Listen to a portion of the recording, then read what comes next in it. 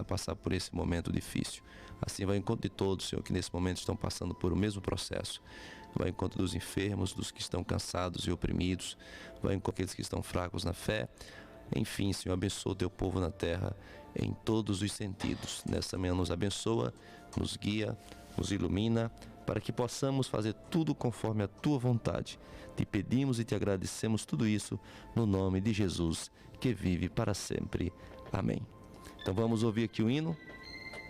São 9h19, vamos ouvir aqui o hino da harpa e em seguida voltamos com o estudo.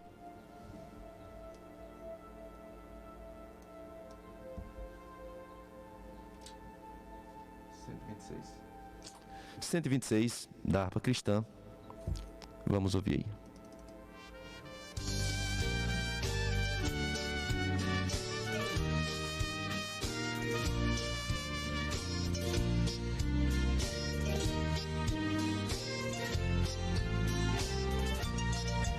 Bem-aventurado que confia no Senhor como fez Abraão. Ele deu ainda que não via, e assim a fé não foi em vão.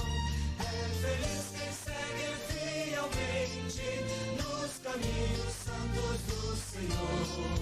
Na tribulação é paciente, esperando no seu Salvador. Os heróis da Bíblia Sagrada não fruíram logo seus troféus, mas levaram sempre a cruz pesada para obter poder dos céus. E depois saíram pelo mundo como mensageiros do Senhor, com coragem e amor profundo, proclamando Cristo Salvador. Quem quiser de Deus ter a coroa, passará por mais tribulação. As alturas santas ninguém voa sem as asas da humilhação.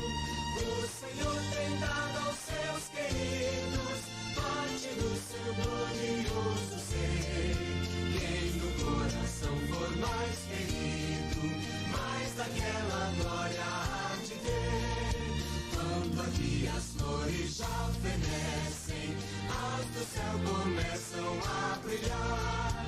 Quando as esperanças desvanecem, o aflito crente vai orar. Os mais belos hinos e poesias foram escritos em tribulação, e do céu as lindas melodias se ouviram na escuridão. Sim, confiando inteiramente na imensa graça do Senhor. Seja de ti longe o desalento e confia no seu santo amor. Aleluia, seja a divisa do herói todo vencedor. E do céu mais forte vem a brisa que te leva ao seio do Senhor.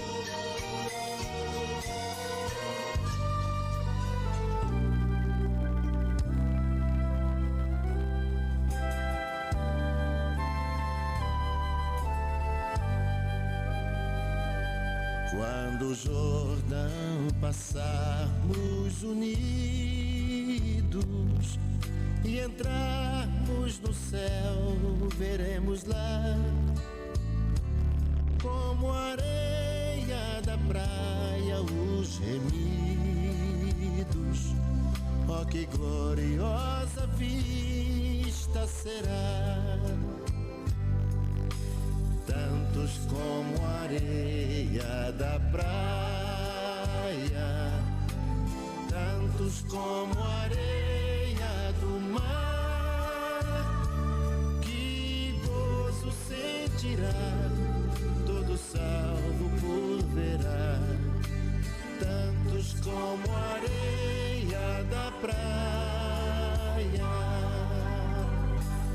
Quando virmos os salvos do mundo, que a morte jamais alcançará, se saudarem com gozo profundo. Oh, que gloriosa vista será! Tantos como a areia da praia,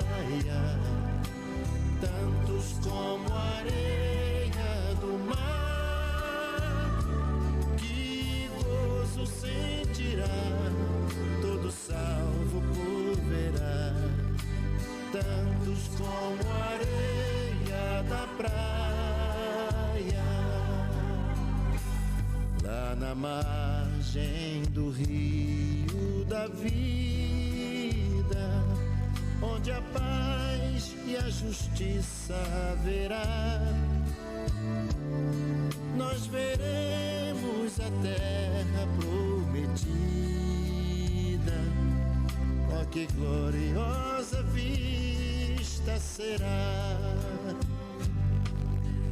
Tantos como a areia da praia, tantos como a areia do mar, que gozo sentirá todo salvo por verá.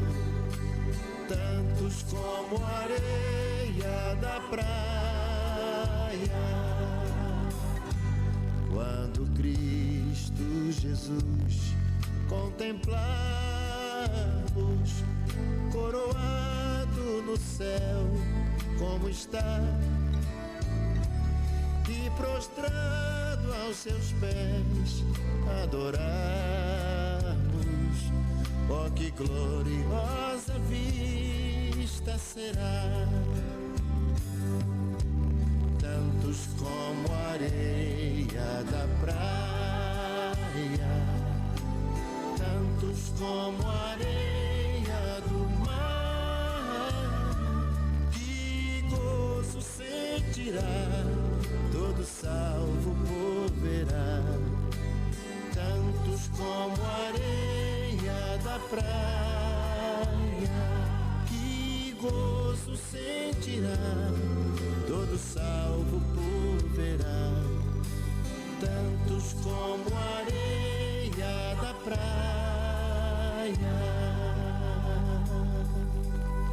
Aqui você ouve 104,9. Aqui você gosta.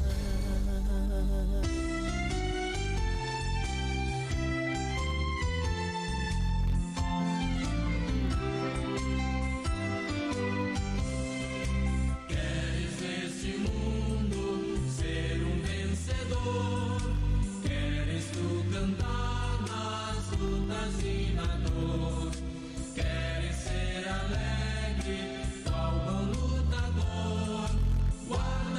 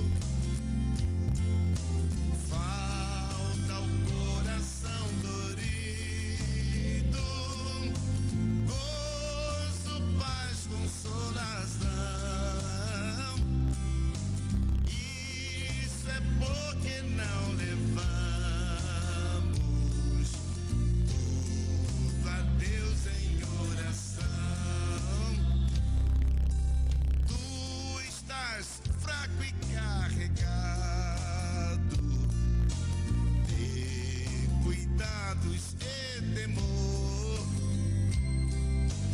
Ah, Jesus, refúgio eterno, vai com fé teu mal expor. Teus amigos te desprezam, conta-lhes em oração, e com seu amor tão terno, paz terás no coração. Cristo é verdadeiro amigo, disto prova nos mostrou, quando pra levar consigo o culpado encarnou, derramou seu sangue puro, nossa mancha pra lavar, gozo em vida e no futuro, nem podemos alcançar. Amigo é Jesus.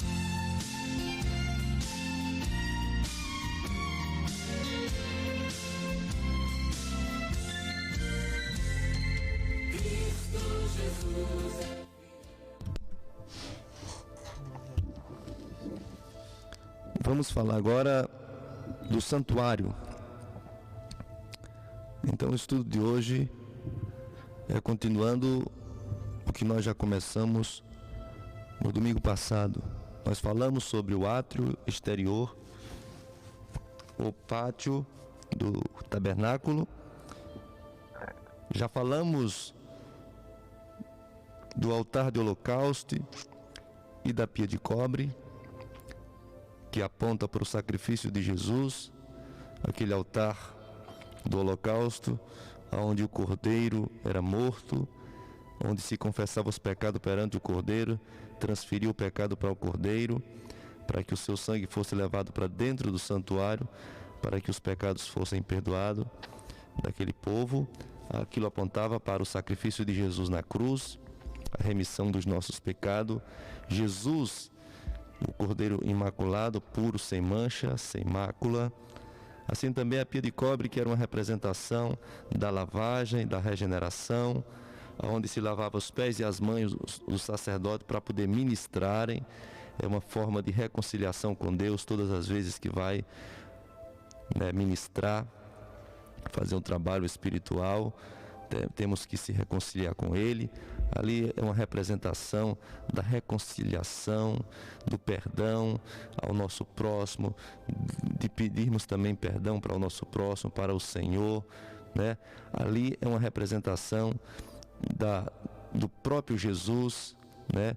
A bacia de cobre, a bacia de bronze que brilha, que resplandece, que é um espelho para nós, e que dentro tem a água pura, a água cristalina, que é uma representação da sua palavra e também do Espírito Santo, que nos regenera, que nos lava, que nos purifica.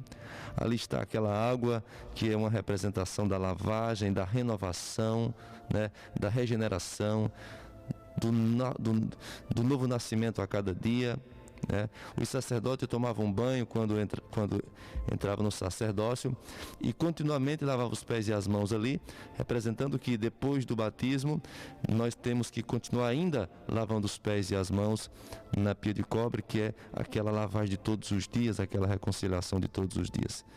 E essa lavagem nas mãos dos pés é uma representação de lavar os pés com relação às obras que nós fizemos, os caminhos que nós andamos, que nós trilhamos errado, e as mãos representando as nossas obras. Ali é uma representação da nossa conduta, que todos os dias temos que estar, melhorando, se purificando na presença de Deus. E depois, o segundo lugar ali, que é o lugar santo, antes do Santo dos Santos, que é o lugar santíssimo, está ali os 3 elementos que nós ainda não estudamos sobre eles, que é a mesa dos pães da proposição, o castiçal, o candelabro, né, chamado também da menorá, e também está lá também a mesa, o altar do incenso, né? O altar do incenso, o incensário está também ali. Então vamos lá, nós vamos começar falando sobre a mesa dos pães da proposição. E o que significa isso? Vamos ler aqui. Em Êxodo capítulo 25, a partir do verso 23, está escrito assim: também fará uma mesa de madeira de cetim, o seu comprimento será de 2 côvados, e a sua largura de 1 côvado, e a sua altura de 1 côvado e meio. E cobrirás com ouro puro, também lhe fará uma coroa de ouro ao redor. Também lhe fará uma moldura ao redor, de largura de 1 mão, e lhe fará uma coroa de ouro ao redor da moldura. Também lhe fará 4 argolas de ouro, e porás as argolas nos 4 cantos que estão nos seus 4 pés. Defronte da moldura estarão as argolas, como lugares para os varais para se levar à mesa.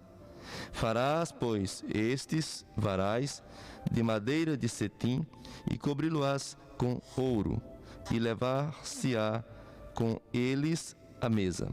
Também farás os seus pratos e as suas colheres, e as suas cobertas e as suas tigelas, com que se hão de cobrir, e de ouro puro os fará. E sobre a mesa porás o pão da proposição, perante a minha face continuamente.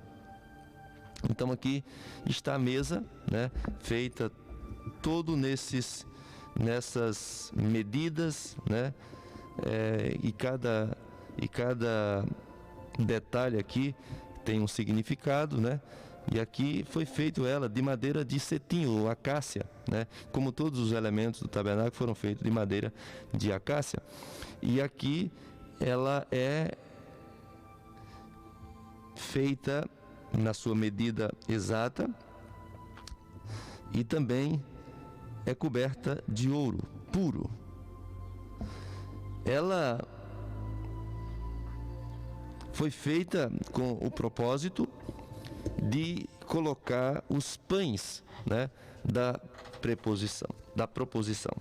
Então, o que quer dizer essa mesa, né, e o pão da proposição, que é ali representado por 12 pães?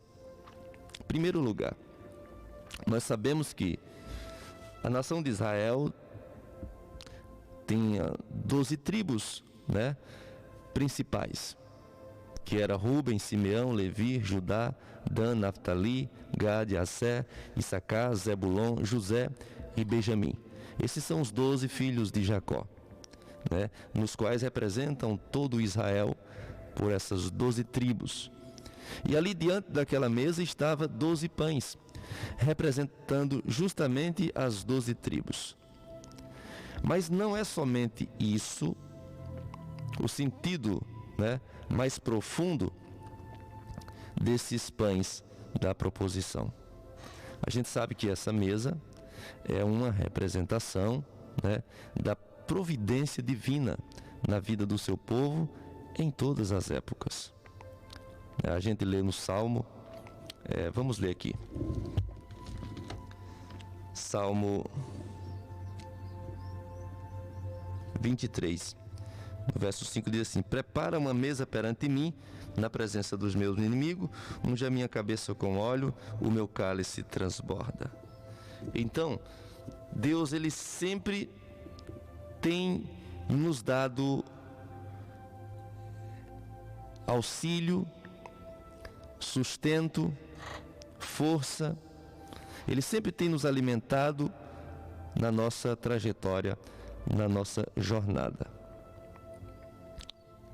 Então, nessa época, Deus usa Moisés para fazer o tabernáculo, e cada elemento daquele ali tem uma tem uma simbologia muito forte. Ali é tudo figura, né? Sombra das coisas futuras. Ali era símbolo da realidade, né? Estava ali o tipo, né? Apontando para o antítipo. E nós vimos aqui que essa mesa de madeira de acácia, ela era revestida de ouro, uma representação, né, da glória de Deus. A gente sabe que o ouro é a representação da glória de Deus. E aqui ele diz que era para colocar o pão da proposição, né, e todas as suas vasilhas aqui diante da mesa. E como se hão de cobrir de ouro puro os fará. E sobre a mesa porá o pão da proposição perante a minha face continuamente. Então veja só.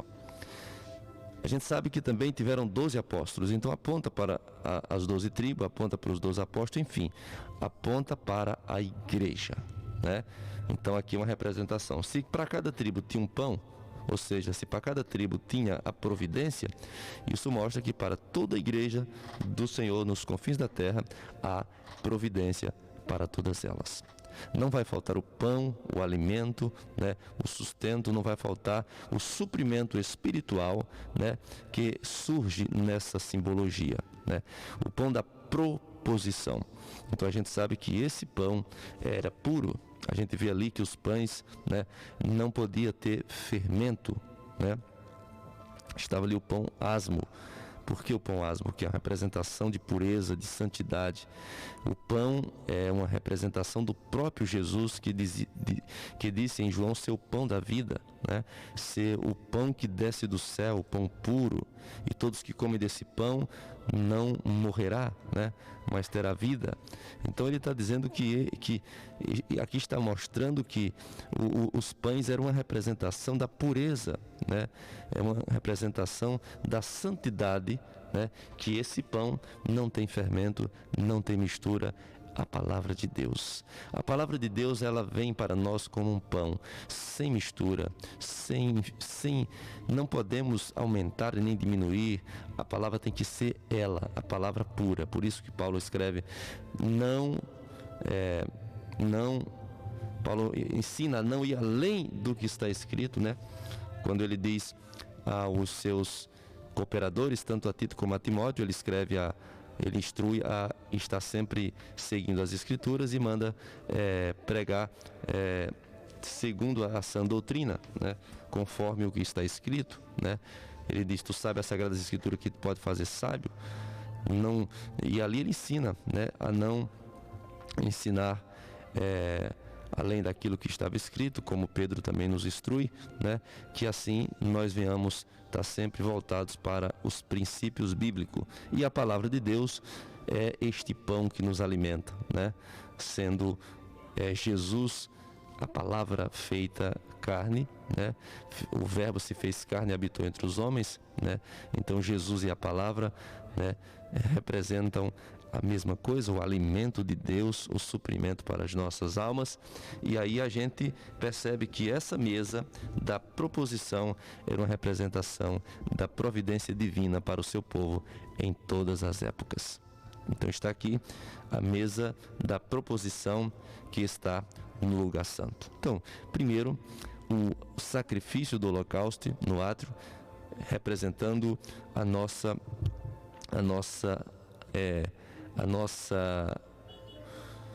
confissão perante Deus dos nossos pecados, né? A gente faz a confissão perante Deus e ali nós somos redimidos pelo Senhor Jesus, né? Aquele altar do holocausto aponta para a cruz de Cristo, para o sacrifício de Jesus, e então para chegarmos no santuário precisamos passar o altar do holocausto. Depois temos que passar pela pia de cobre ou pia de bronze. Temos que ali lavar os pés e as mãos, sermos renovados, purificados, regenerados, nascermos de novo. A cada dia temos que estar fazendo isso, né? Se purificando perante Deus para continuarmos indo rumo ao Santo dos Santos. né? E ao chegar no santuário, está ali o pão da proposição, o alimento para a nossa alma, né? Nós podemos buscar ao Senhor e pela fé alcançarmos, né, o privilégio de entrarmos ali pela fé e alimentarmos do pão da proposição, que não era lícito a nenhum outro senão ao sacerdote. Então, como Deus nos faz, né, agora ter o mesmo privilégio, né, porque o véu do templo se rasgou de alto a baixo e dá o sacerdócio real para todos os crentes, todos nós agora temos acesso ao santuário de Deus pela fé e podemos comer do pão da proposição. E ali também está, no mesmo lugar, o incensário, né, ou, aliás, depois nós vamos para o incensário. Está ali o candelabro, né, também chamado de a menorá, e a menorá está ali com todos os seus simbolismos. E nós vamos ler aqui, ainda no mesmo Êxodo 25, a partir do verso 31. Também farás um castiçal de ouro batido se farás este castiçal. O seu pé, as suas canas, as suas copas, as suas maçãs e as suas flores serão do mesmo. E dos seus lados sairão 6 canas, 3 canas do castiçal de um lado dele e 3 canas do castiçal do outro lado dele. Numa cana haverá 3 copos a modo de amêndoa, uma maçã e uma flor. E 3 copos a modo de amêndoa, na outra cana, uma maçã e uma flor. Assim serão as 6 canas que saem do castiçal. Mas no castiçal mesmo haverá 4 copas a modo de amêndoa, com suas maçãs e com suas flores, e uma maçã debaixo de 2 canas que saem dele, e ainda uma maçã debaixo de 2 outras canas que saem dele, e ainda mais uma maçã debaixo de 2 outras canas que saem dele. Assim se fará com as 6 canas que saem do castiçal. As suas maçãs e as suas canas serão do mesmo. Tudo será de uma só peça, obra batida de ouro puro. Também lhes farás 7 lâmpadas, as quais se acenderão para alumiar defronte dele. Os seus espevitadores e os seus apagadores serão de ouro puro. De 1 talento de ouro puro os fará com todos estes utensílios. Atenta, pois, que o faças conforme o seu modelo, que te foi mostrado no monte. Então, a primeira representação aqui do candelabro, né, o primeiro símbolo que nós vamos apontar aqui, né, nós vamos lá para Apocalipse, capítulo 1 de Apocalipse, né, e vamos ver o que realmente simbolizava esse candelabro. Aqui nós estamos aqui em Apocalipse, capítulo 1, você pode acompanhar na sua Bíblia aí, e a partir do versículo 20. O mistério das 7 estrelas que viste na minha destra, isso é a visão de João, e dos 7 castiçais de ouro, as 7 estrelas são os anjos das 7 igrejas, e os 7 castiçais que viste são as 7 igrejas. Tá vendo? Então ele está mostrando que o castiçal é um símbolo, é uma figura tipológica da igreja, certo? Então nós sabemos que a igreja hoje é o castiçal do Senhor, onde ele está no centro, né? Onde ele está ali alumiando com a sua lâmpada, com o seu espírito, resplandecendo na igreja. E aqui ele diz aqui, olha só o que ele fala. É tanto que Jesus diz, né? Ele começa ali falando que nós somos o sal da terra e a luz do mundo. Então, se Jesus diz que nós somos a luz do mundo, então está mais fácil ainda a compreensão de por que a igreja é o castiçal, né? Nós vimos Jesus falando isso no Evangelho. Vamos lá? Jesus fala aqui, vamos ver.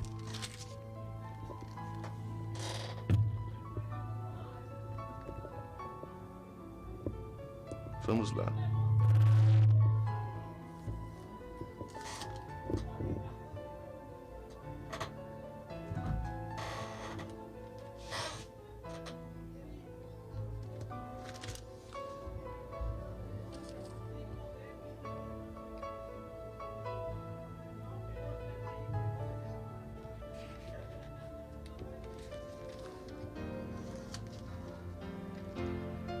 Vamos dar para Mateus. Deixa-me ver aqui.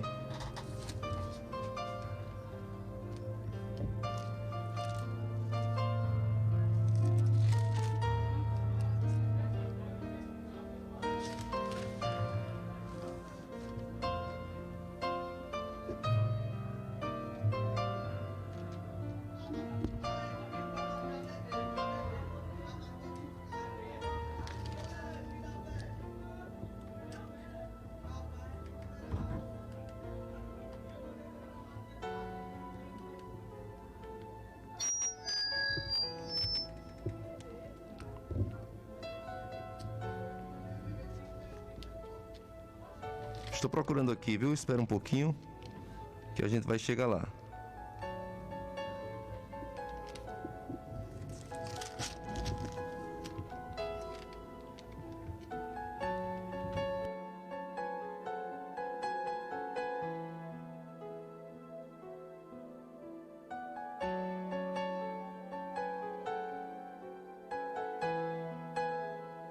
São Mateus, capítulo 5, a partir do verso 13, ele diz assim, ó: Vós sois o sal da terra, e se o sal for insípido, com que se há de salgar?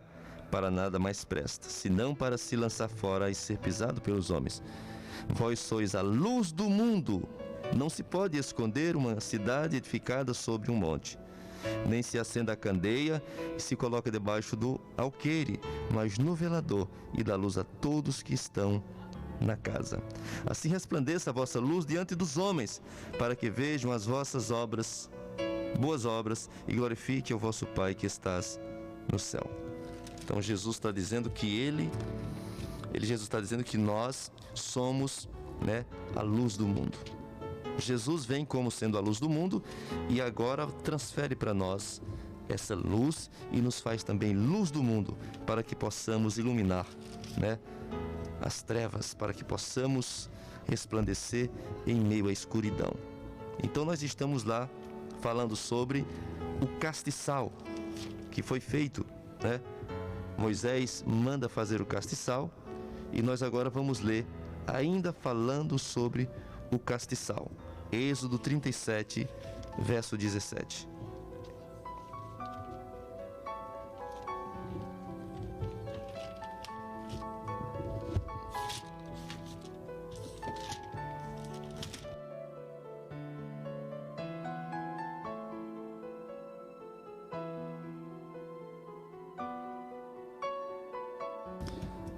Êxodo 37, verso 17, diz assim: Fez também o castiçal de ouro puro, de obra batida, fez este castiçal, o seu pé e as suas canas, e os seus copos, e as suas maçãs, e as suas flores, na mesma peça. 6 canas saíam dos seus lados, 3 canas do castiçal de um lado dele, e 3 canas do castiçal do outro lado. Numa cana estava 3 copos, a modo de amêndoa, uma maçã e uma flor. E noutra cana 3 copos a modo de amêndoa, uma maçã e uma flor. Assim para as 6 canas que saíam do castiçal. Mas o mesmo castiçal havia 4 copos a modo de amêndoa, com as suas maçãs e com as suas flores.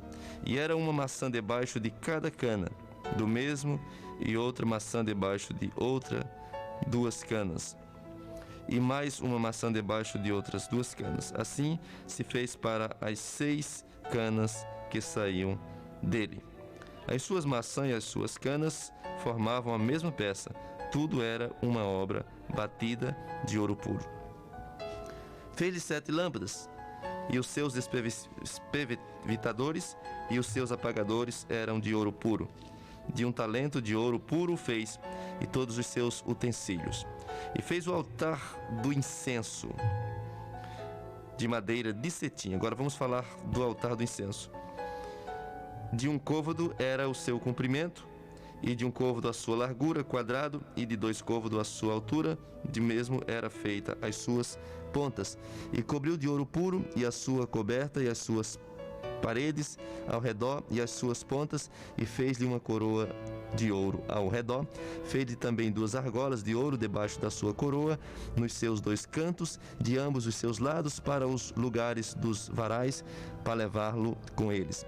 E os varais fez de madeira de cetim e os cobriu de ouro. Também fez o azeite santo da unção e o incenso aromático puro, de obra de perfumista. Então aqui está mostrando os 2 outros elementos, que é o castiçal e a mesa e o altar do incenso.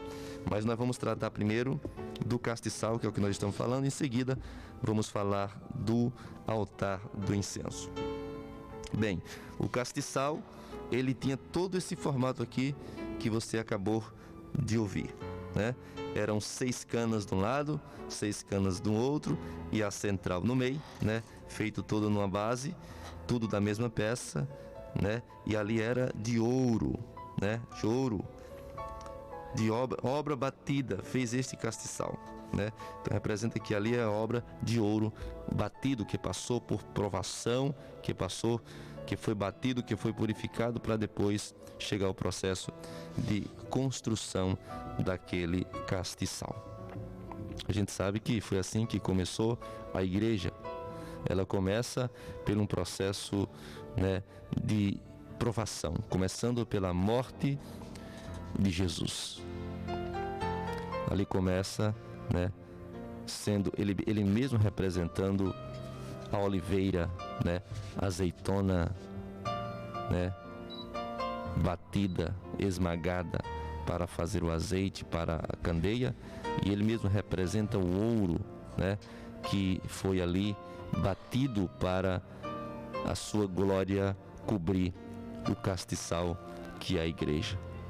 E a igreja passa por todo o processo de sofrimento, perseguição, martírio, porque nós somos também, né, somos destinados a ser como Jesus, a recebermos a perfeição. E para chegarmos à perfeição temos que ser como ouro, provado, passarmos pelo fogo para poder sermos aprovados. E toda essa obra era feita de ouro. E o interessante é que tinha aqui amêndoas, né, copo em forma de amêndoa, flores e maçã. Isso relembra o testemunho, né, do crente. Essas flores, né, isso representa como nós lembramos da vara de Arão que floresceu, né? Isso representa a prosperidade espiritual. Isso representa a frutificação, né? E aí a gente vê aqui os frutos, né, que também nos relembra os frutos do Espírito. E a gente observa que está aqui essas canas, que são 6, né? 3 de um lado e 3 de outro, e a central no meio. E essas canas têm amêndoas, que vem da palavra velar, né? Ou seja, promessa. Então, a igreja está cercada de promessas. Deus vela em cumprir com sua promessa para com o seu povo, né? Então, se nós fazemos parte desse castiçal que é a igreja, nós estamos cercados de promessas, de amêndoa. Deus vela em cumprir com as suas promessas na nossa vida. Interessante que aqui a gente observa que em cada cana dessa, de cada lado, observe, vamos ler novamente, para você ver os detalhes. Fez este castiçal o seu pé e as suas canas e os seus copos e as suas maçãs e as suas flores da mesma peça. 6 canas saíam dos seus lados, 3 canas do castiçal de um lado dele, tá vendo? 3 canas do castiçal de um lado dele e 3 canas do castiçal do outro lado. Numa cana estava 3 copos a modo de amêndoa, uma maçã e uma flor. Em cada cana dessa tinha uma maçã e uma flor. Mas tinha 3 copos em forma de amêndoa. Então veja que em cada cana tinha 3 copos em forma de amêndoa, uma maçã e uma flor. Então está aqui inserido, né? Está aqui inserido a promessa de Deus, as flores e o fruto. Isso aqui representa os frutos do Espírito na vida da igreja. A gente lê em Gálatas, né? E a gente vê que Deus faz com que o Espírito Santo produza esses frutos na igreja. Nós conhecemos muito bem, está lá em Gálatas capítulo 5, né? Então, a partir do verso 22, você vai ver lá falando sobre os frutos do Espírito que Ele produz em nós, que Ele produz na igreja. O castiçal, ele tem uma figura da igreja e, ao mesmo tempo, do Espírito Santo, né?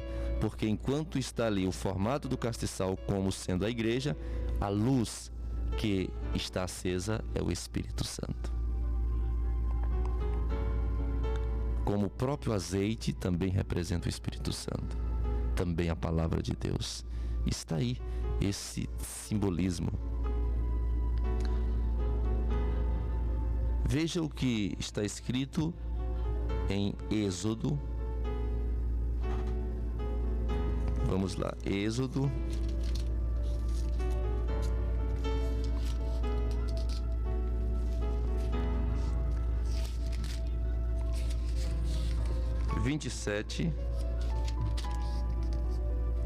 Verso 20.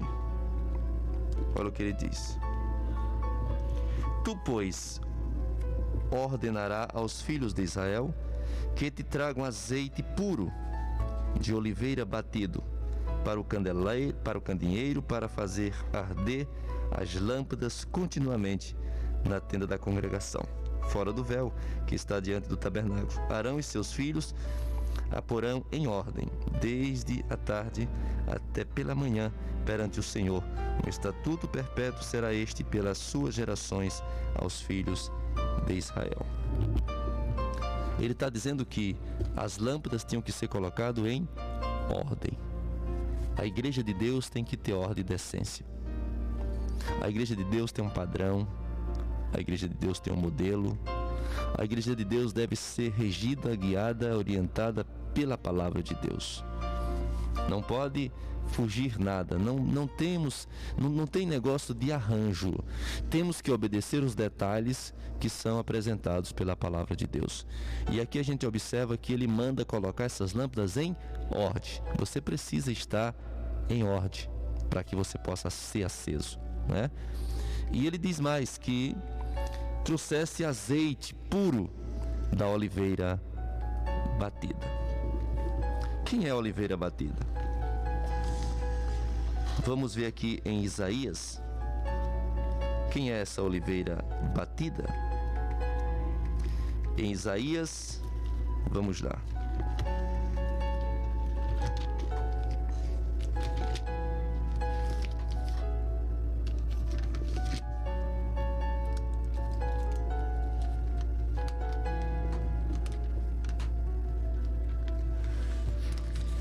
Isaías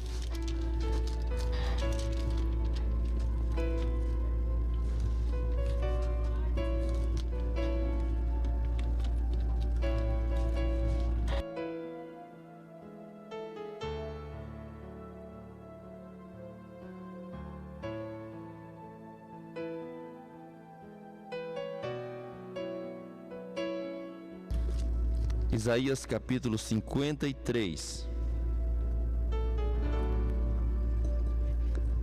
Em Isaías capítulo 53, nós vamos ver aqui partir do verso 4. Verdadeiramente Ele tomou sobre si as nossas enfermidades e as nossas dores levou sobre si. E nós o reputamos por aflito, ferido de Deus e oprimido.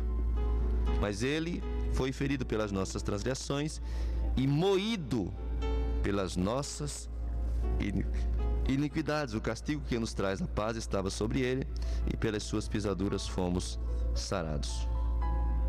Olha só, ele está dizendo aqui que Ele foi moído. Então, a azeitona, ela era moída para poder fazer o azeite. E tinha que ser pura, não podia pôr mistura. Então, quem é essa azeitona? Quem é essa oliveira? Quem é esse que foi moído, esmagado? Né? Quando a gente lê também lá, próximo à ceia do Senhor, a gente vê quando ele vai para o Getsemane e quando ele ora, né? O seu suor se transforma em sangue. Ele começa a infartar, né? Ele começa já a experimentar o cálice da ira de Deus que haveria de cair sobre o homem. Agora ele toma para si. Ele começa a sofrer as aflições. Ele começa a sofrer as angústias do pecado da humanidade sobre ele. E ele vai para a cruz. E lá ele derrama todo o seu sangue. Ele é furado a sua cabeça com espinhos.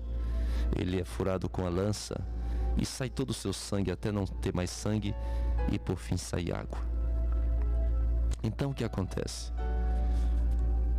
Se a gente ler mais na frente, no verso 10 diz assim, todavia ao Senhor agradou moê-lo. Então ele foi moído. O Pai se agradou de dar o Filho pelo amor da humanidade. Deus amou o mundo de tal maneira que deu seu Filho único, para que todo aquele que nele crer não pereça, mas tenha vida eterna. Então Jesus vem como o Filho único de Deus. Mas quando ele entra na glória, lá em Apocalipse diz que ele entrou como o primogênito. Ou seja, não é mais único, agora é primogênito. Primeiro porque ele fez nós também filhos.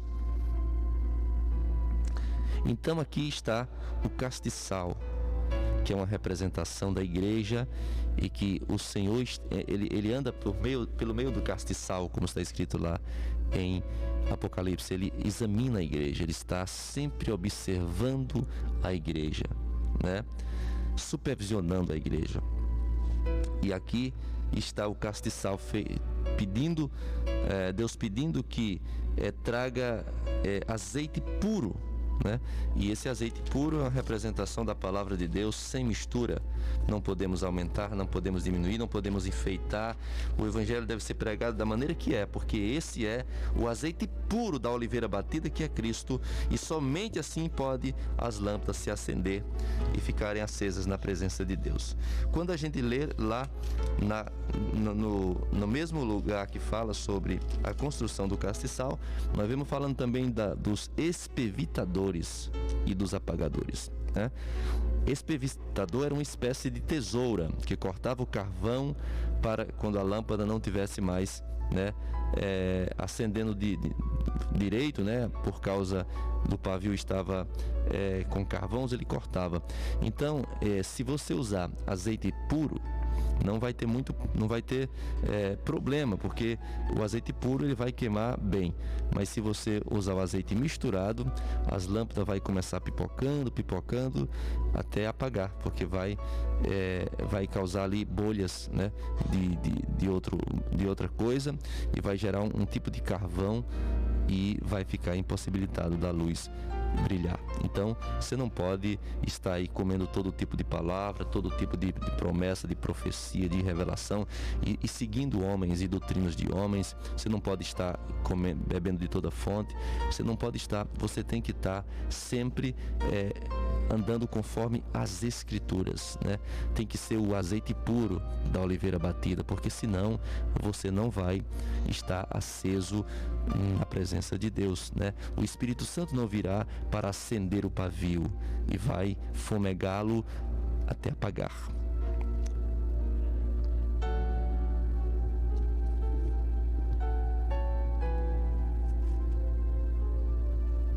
Então esse castiçal nós também encontramos a presença dele, né? Mais ou menos tipologicamente lá na parábola de Jesus, né? Lá em Mateus capítulo 25, ele diz aqui em Mateus capítulo 25, né? Ele faz a parábola das 10 virgens. E ele diz assim: então o reino dos céus será semelhante a 10 virgens que, tomando as suas lâmpadas, saíram ao encontro do esposo. E 5 delas eram prudentes e 5 loucas. As loucas tomaram as suas lâmpadas, não levaram azeite consigo, mas as prudentes levaram azeite em suas vasilhas com as suas lâmpadas. E tardando o esposo, tosquenejaram todas e adormeceram. Mas à meia-noite ouviu-se um clamor: aí vem o esposo, sai-lhe ao encontro. Então todas aquelas virgens se levantaram e prepararam as suas lâmpadas. E as loucas disseram às prudentes: dai-nos do vosso azeite, porque as nossas lâmpadas se apagam.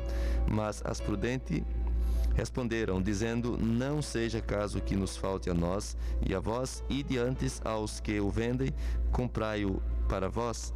E tendo elas ido comprá-lo, chegou o esposo, e as que estavam preparadas entraram com ela para as boldas e fecharam-se a porta. Então aqui ele está dizendo que nós temos que estar com as nossas lâmpadas acesas e com o nosso depósito cheio do azeite.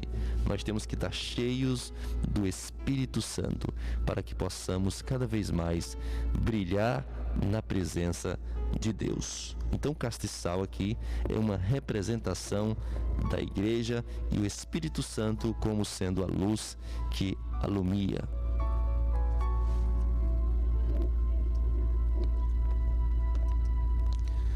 Nós já estudamos a mesa dos pães da proposição, que representa, né, ali a providência divina para o seu povo, o alimento espiritual, né, para toda a sua igreja. E agora estudamos sobre o castiçal, né? Então aqui está o castiçal com todo esse simbolismo da igreja e o Espírito Santo como sendo a luz que alumia, que nos ilumina, né? Que nos mantém acesos, com a nossa chama acesa no nosso coração da fé genuína que uma vez foi dada aos santos. Então nós precisamos estar como essas lâmpadas em ordem, com azeite no depósito e acesos na presença de Deus.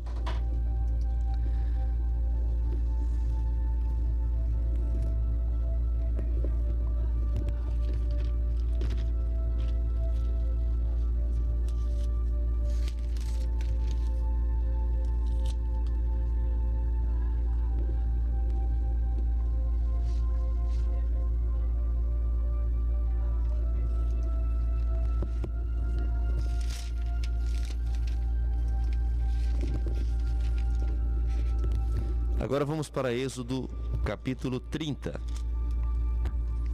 Em Êxodo 30 está escrito o altar do incenso. E farás um altar para queimar o incenso, de madeira de cetim o farás. O seu comprimento será de 1 côvado, a sua largura de 1 côvado será quadrado e de 2 côvados a sua altura. E as suas pontas farão uma só peça com ele. E com ouro puro o forrará, o seu teto e as suas paredes ao redor, e as suas pontas, e lhe fará uma coroa de ouro ao redor. Também lhe fará 2 argolas de ouro debaixo da sua coroa, aos 2 lados as farás, de ambas as bandas, e serão para lugares dos varais com que será levado. E os varais farás de madeira de cetim, e os farão com ouro. E o porás diante do véu, que está diante da arca do testemunho, diante do propiciatório que está sob o testemunho, onde me ajuntarei contigo. E Arão sobre ele queimará o incenso das especiarias cada manhã, quando põe em ordem as lâmpadas, o queimará. E acendendo Arão as lâmpadas, À tarde o queimará, este será incenso contínuo perante o Senhor pelas vossas gerações. Não ofereceis sobre ele incenso estranho, nem holocausto, nem oferta, nem tampouco derramarei sobre ele libações. E uma vez no ano Arão farás expiação sobre as pontas do altar, com o sangue do sacrifício das expiações. Uma vez no ano farás expiação sobre ele pelas vossas gerações. Santíssimo é ao Senhor.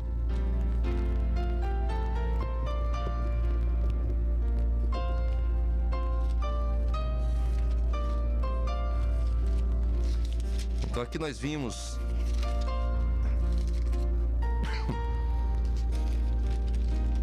agora o altar do incenso.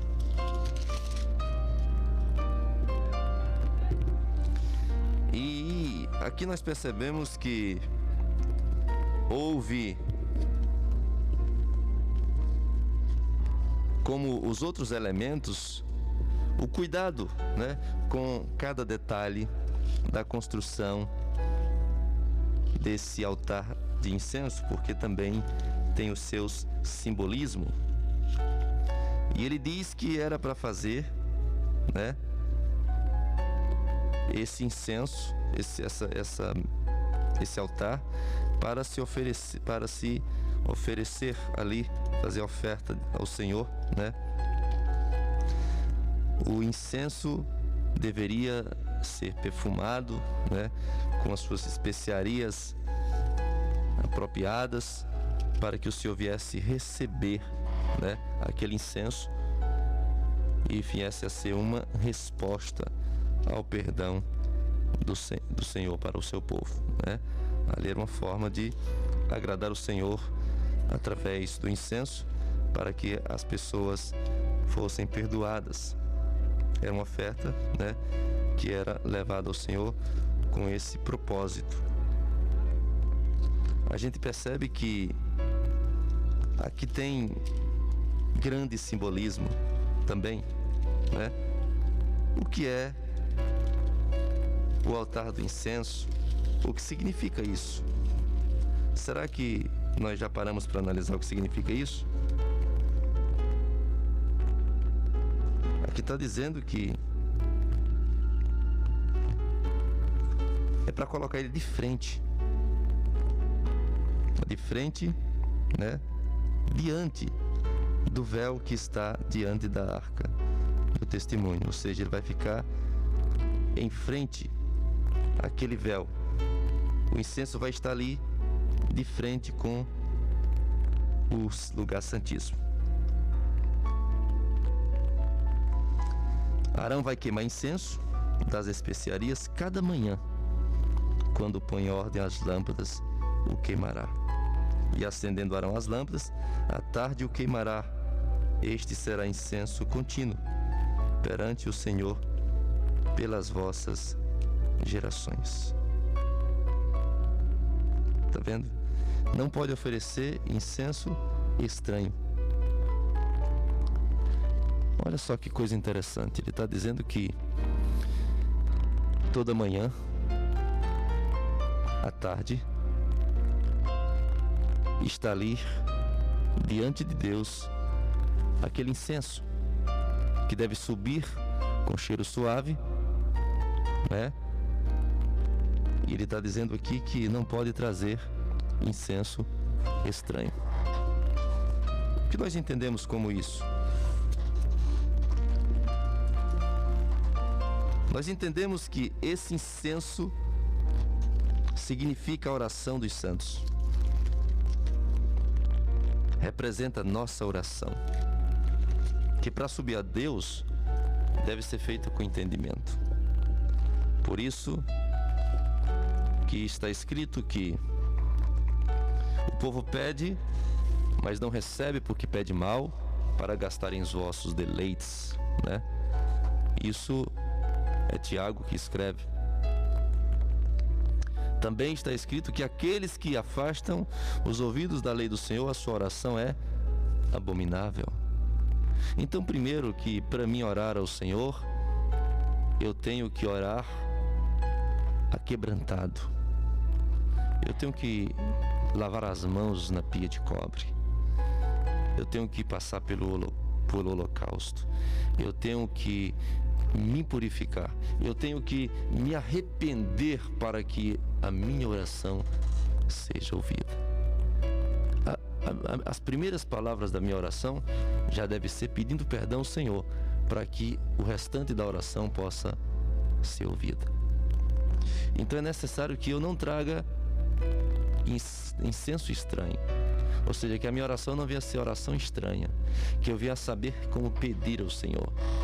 A Bíblia diz que o Espírito Santo nos ensina, né, a orar como convém. Nós não sabemos, mas Ele nos ensina. Então que nós possamos aprender a orar e oferecer incenso ao Senhor para que possa subir e possa chegar diante dEle. Então, o incensário é uma representação da oração da igreja.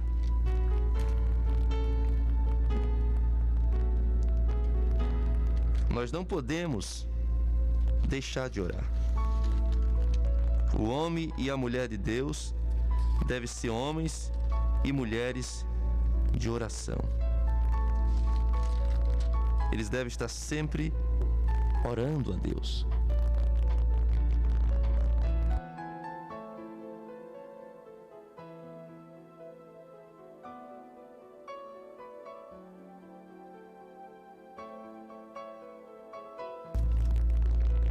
Então, queridos irmãos, o altar do incenso aponta para a oração dos santos. A oração que deve ser feita de forma pura. Temos que orar diante de Deus com reverência, aquebrantados, humilhados, contritos. E devemos trazer a oração como Ele nos ensinou, e não trazer um incenso estranho. Será que temos um modelo de oração? Ou seja, será que existe um modelo? Aqui diz como deveria ser esse modelo. Ele explica como seria a especiaria. Esse é um estudo básico, mas num estudo mais avançado, né? Quem deseja ter esse estudo mais avançado, a gente vai falar sobre as especiarias, a importância, o significado de cada elemento daquele, né? Então ali uma representação do que seria uma oração específica ao Senhor nosso Deus. E aí a gente vai ver aqui, né, Jesus nos ensinando como devemos apresentar esse incenso. Assim como foi dado o modelo a Moisés de como seria, né, o azeite, como seria as especiarias para o incenso, né? Assim também o Senhor nos mostra como deve ser a nossa oração. Jesus nos ensinou como orar. Aqui está o modelo. Como devemos orar? O modelo está aqui. Podemos ler aqui em Mateus e ver como é que Deus quer que nós ore a Ele. Vamos lá?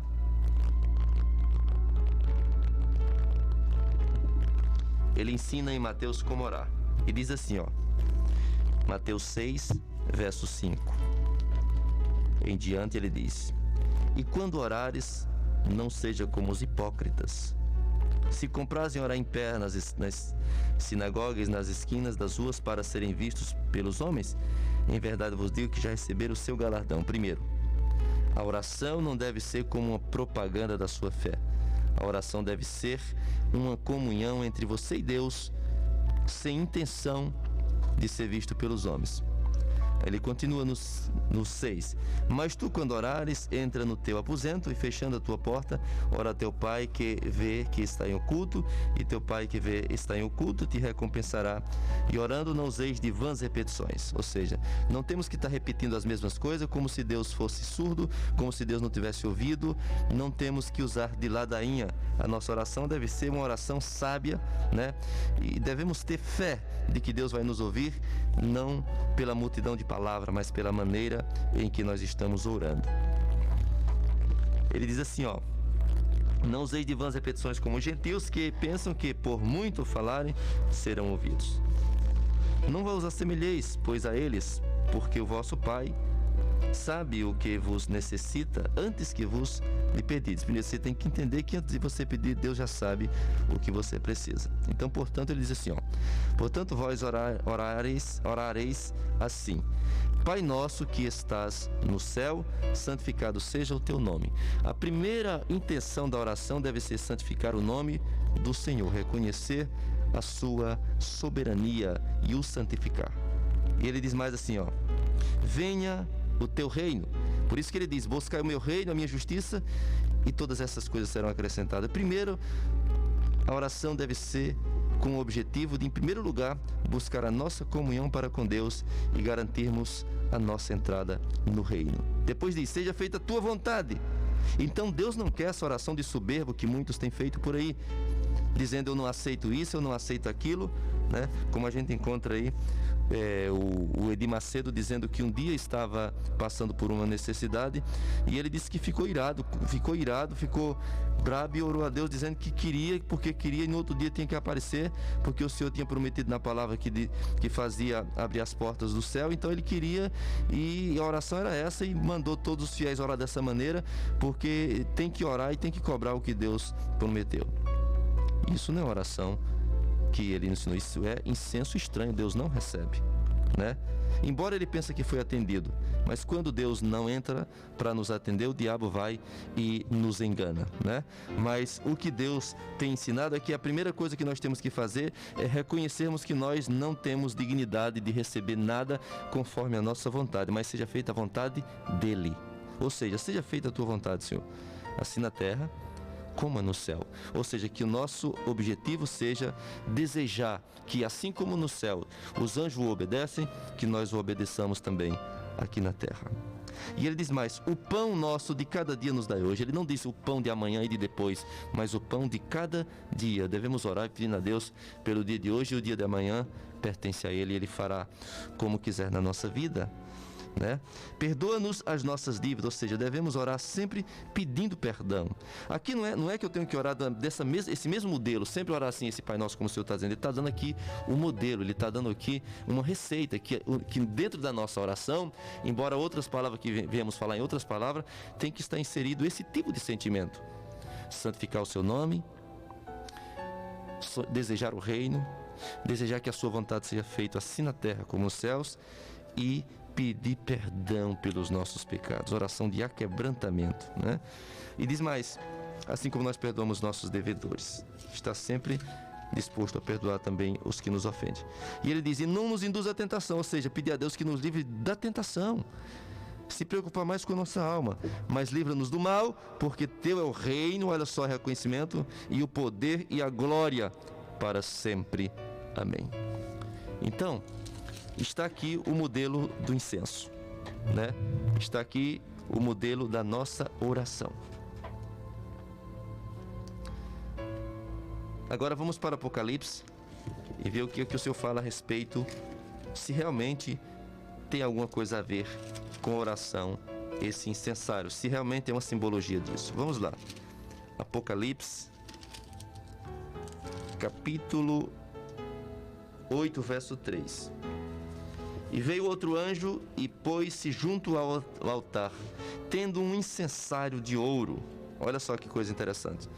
A Bíblia diz que tudo que estava lá no tabernáculo era uma simbologia, né? Era uma figura das coisas, né, espirituais, ou das coisas futuras. Era o tabernáculo da terra era uma réplica, né, do tabernáculo celeste. Então aquilo ali era uma simbologia, era uma figura do que era a realidade. Então ali estava esse incensário, e agora está dizendo que o anjo viu no céu um anjo com incensário, olha só, de ouro, e foi-lhe dado muito incenso. Olha só, já lá mostramos o incensário de ouro, e aqui está dizendo também que o incensário era de ouro. E diz assim, ó, para o pôr com as orações de todos os santos sobre o altar de ouro que está diante do trono. Tá vendo? Que o incensário ali representa a oração dos santos. Diz, e a fumaça do incenso subiu com as orações dos santos desde a mão do anjo até diante de Deus. E o anjo tomou o incensário e o encheu do fogo do altar e o lançou sobre a terra, e houve depois vozes e trovões e relâmpagos e terremotos. Está vendo? Ele está dizendo que a oração foi ouvida no céu e Deus respondeu com trovão, relâmpagos e terremoto, ou seja, o juízo de Deus sobre a terra, né? Tudo que Deus faz para mostrar o seu poder diante da humanidade é efeito da oração dos santos. Então, quando o santo ora, Deus responde. Acontece catástrofes, acontece terremotos, acontece um monte de coisa que aos nossos olhos parece mal, né? Porque realmente mata pessoas. Mas, se não tivesse esses sinais, os homens nem reconheciam que Deus era Deus. Embora esses sinais venham para mostrar o seu poder para a humanidade, não significa que Deus não é um Deus bom, né? Pelo contrário, até o juízo de Deus é uma representação da sua bondade e a sua misericórdia, querendo fazer o homem entender que o desejo dele é salvar o homem e que o homem deve estar sempre obedecendo a sua palavra. E quando o homem não faz isso, ele mostra através de um fenômeno natural que ele ainda é Deus. E aí, quando nós oramos, Deus responde.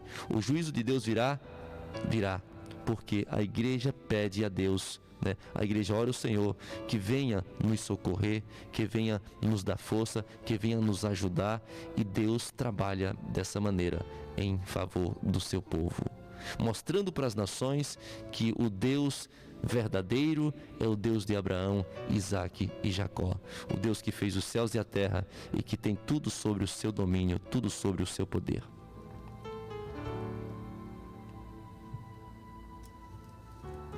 Então é isso que está aqui, em Apocalipse capítulo 8, a partir do verso 3. A fumaça sobe. Então nós sabemos que o incenso é fumaça, né? Nós não podemos mais estar voltado para essas coisas. Como existe pessoas que ainda usam incenso, né? Mas nós sabemos que nós que servimos a Deus, nós não estamos mais na figura, nós estamos agora na realidade. E o incenso é as nossas orações, né? Quem vive fazendo incenso ainda, porque ainda está na prática da antiga aliança, que ainda está preso aos antigos ritos, porque ainda não abriu os olhos e ainda não se encontrou com Cristo, ainda não viu a realidade. Continua voltando aos antigos rudimentos fracos, que seria simplesmente sombra do futuro. E aí existem algumas pessoas que fazem isso, mas não é a Deus, mas aos deuses, porque são os espíritas, né, que pedem, que ensinam as pessoas a queimar incenso. Mas o servo de Deus não queima mais, porque isso foi uma ordem lá para o sacerdócio antigo, para a representação daquilo que era futuro, e aquele incenso era uma simbologia das nossas orações hoje como sendo igreja de Deus.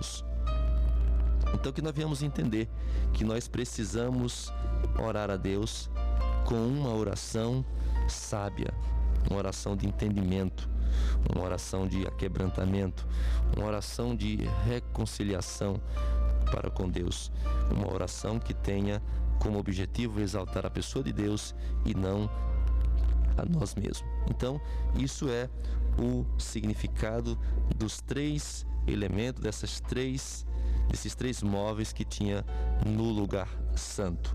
Os pães da proposição,